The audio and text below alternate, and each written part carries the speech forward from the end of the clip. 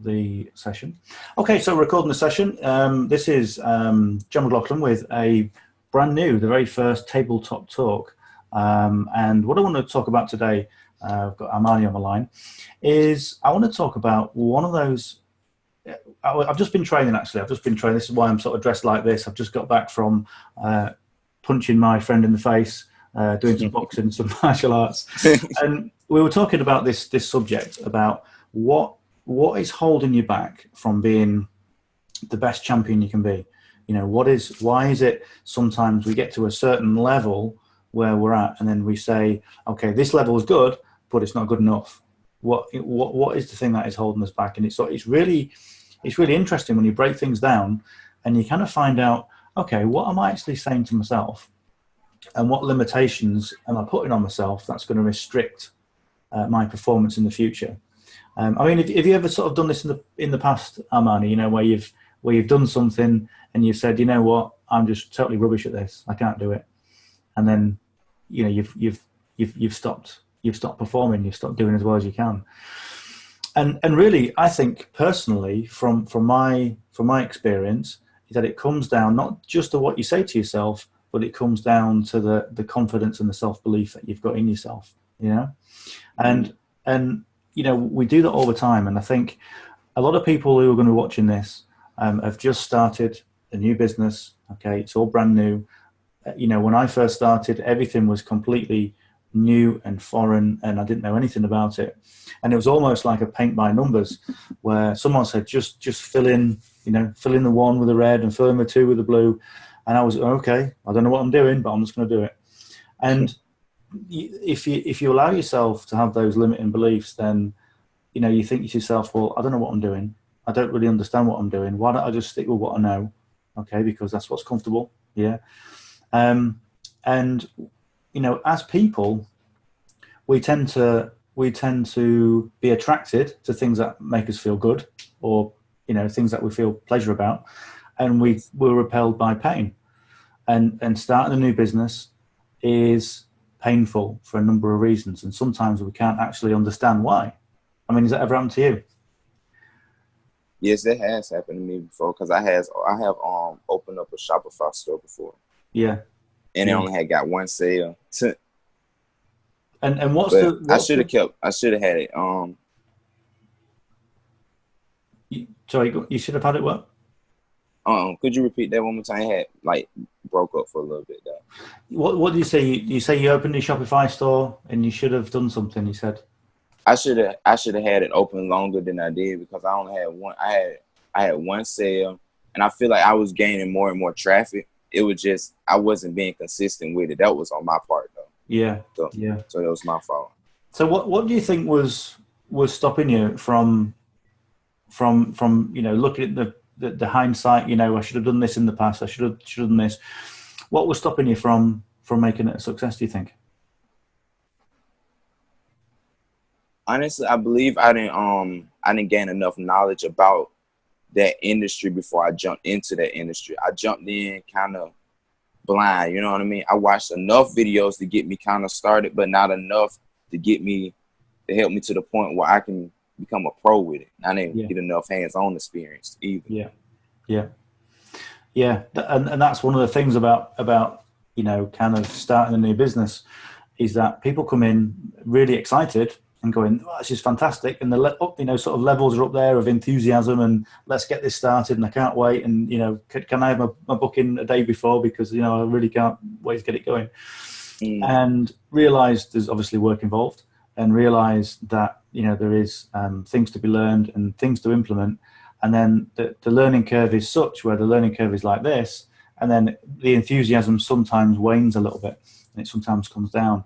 And then essentially what happens is you come back to your own values and beliefs of thinking, well, can I do this? Am I good enough for this? You know, am I technical enough to do this? And all these doubts sometimes creep in. And it all comes down to the main thing that everyone talks about, which is fear. And everybody will always put fear at number one. Fear of failure, fear of losing money, fear of thinking that they're being sucked into some sort of a scam that they don't know about, you know, and all these kind of fears that really are in your own head. Okay, and that's true. the really amazing thing between being a champion, being a 6-figure producer, a 7-figure producer, and somebody that just gets by, is just simply what goes on in between their ears. And if you think about that, then that can be the most enlightening thing we can talk about, or it can be the most scariest thing we can ever think of, because it's all down to you. It's all down to what, everybody that comes into a business can have the same information. Everybody that comes into mobile has the same information, the 21 steps.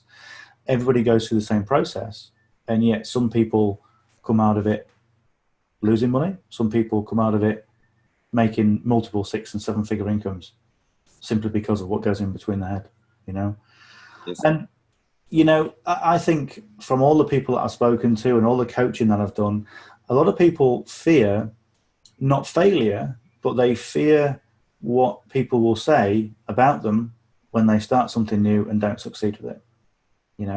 So it's more a case of, well, I've got to be seen to do the right thing, and if this doesn't succeed, then what's Auntie Joan going to say? Because she's always telling me I should be sticking to a normal job, and what's my parents going to say, because they told me not to quit that particular job, and follow my dreams. Mm-hmm. And this is number one. And we were talking a little while ago about how can you be we do karate. How can you be better at karate? How can somebody come in and perform well, and how can somebody come in with the same training and perform badly? And it's ultimately mindset. And this is why we always talk about mindset in terms of the resources that are available that I've put together.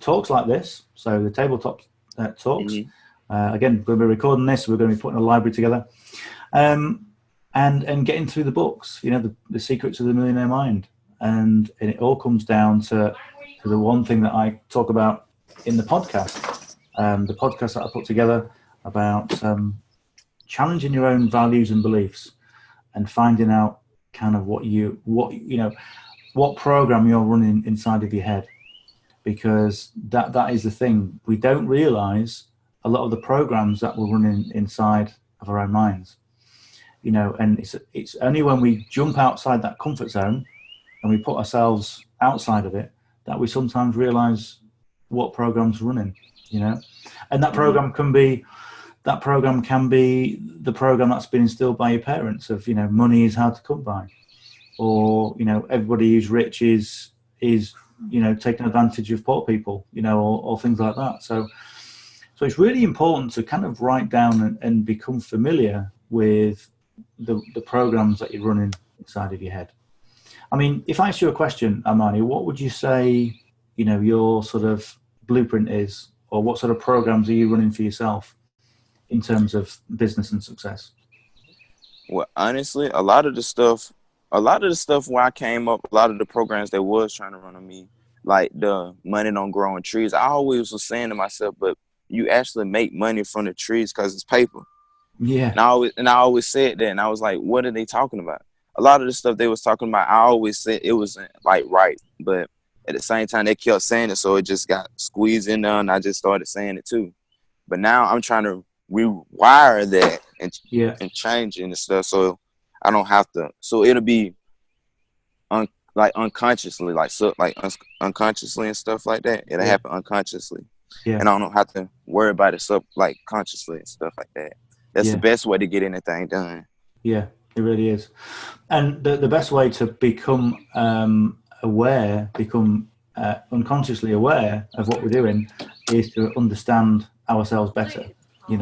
So one of the best ways really to find out what's happening in your own mind, your subconscious mind, and what programs you're running, is put yourself in situations, ask your family, friends, find out what the sort of things that you do in certain situations, because it really is the difference between getting to a level in your business that if you say to yourself, all I can do is earn 50,000 a year, then you'll get to 50,000 a year, and as your business begins to expand, you'll sabotage it, and you'll never go past it.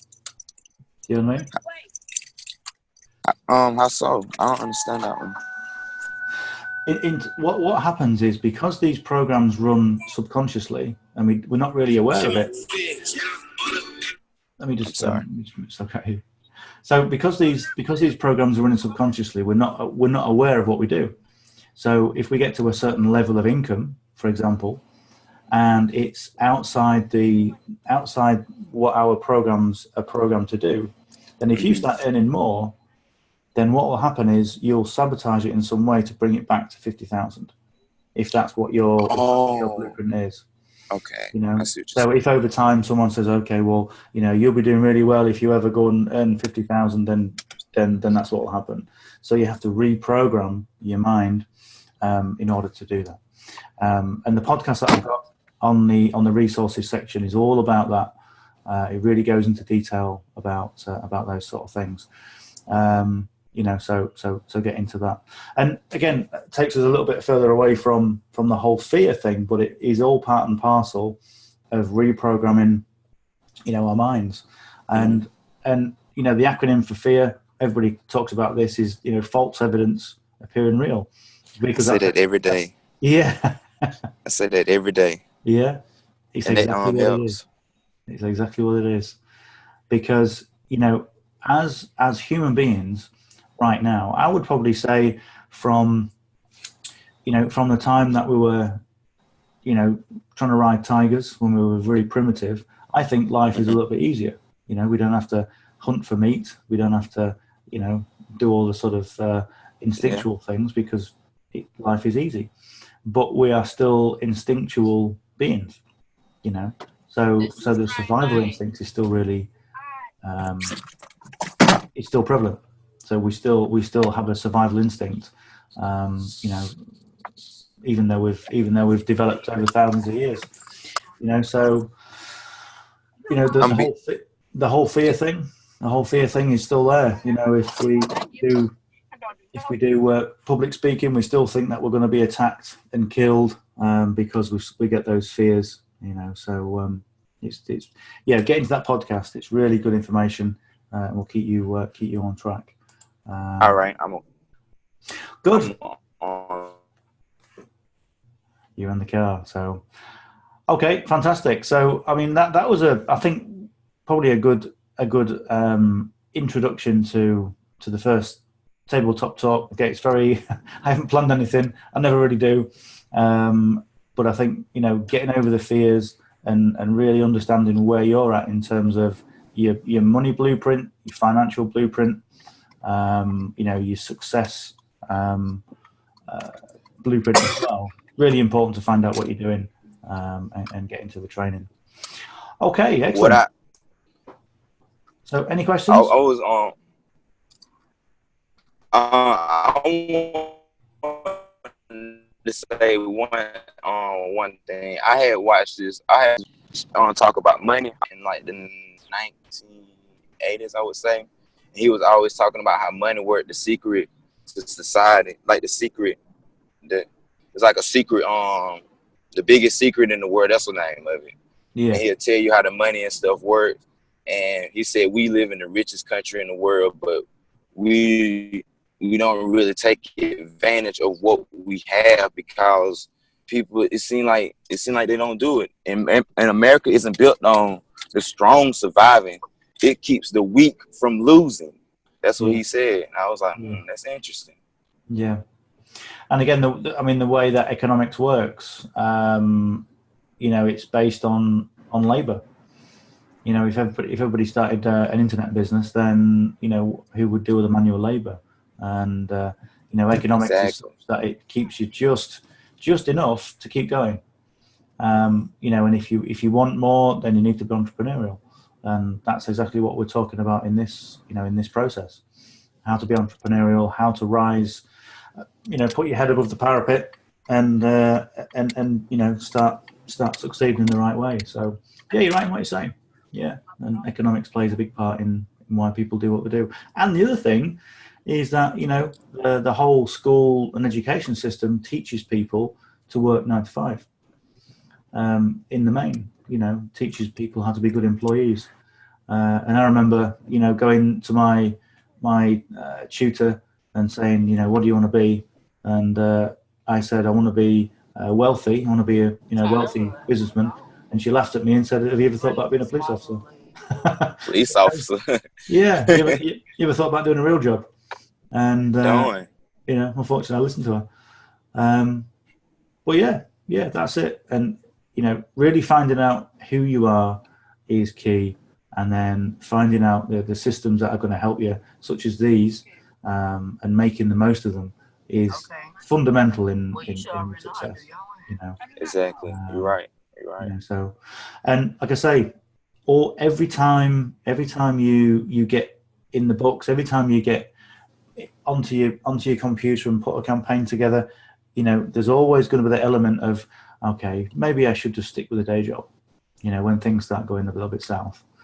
But constantly work on that personal development, because you will get better, you'll get the results, and as you build your business, that then becomes part of you, and slowly you change that blueprint, that those subconscious beliefs that you've got in yourself.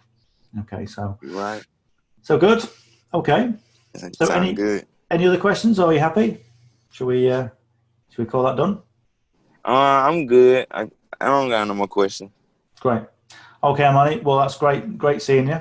And I'll say this has been Tabletop Talks, John McLauchlan. It's the 16th of May, and we're going to call this one finished. Okay, Amani. Nice to see you, and we'll see you on the next one. All right. Always a pleasure. All right. Okay. Speak soon. Bye for now.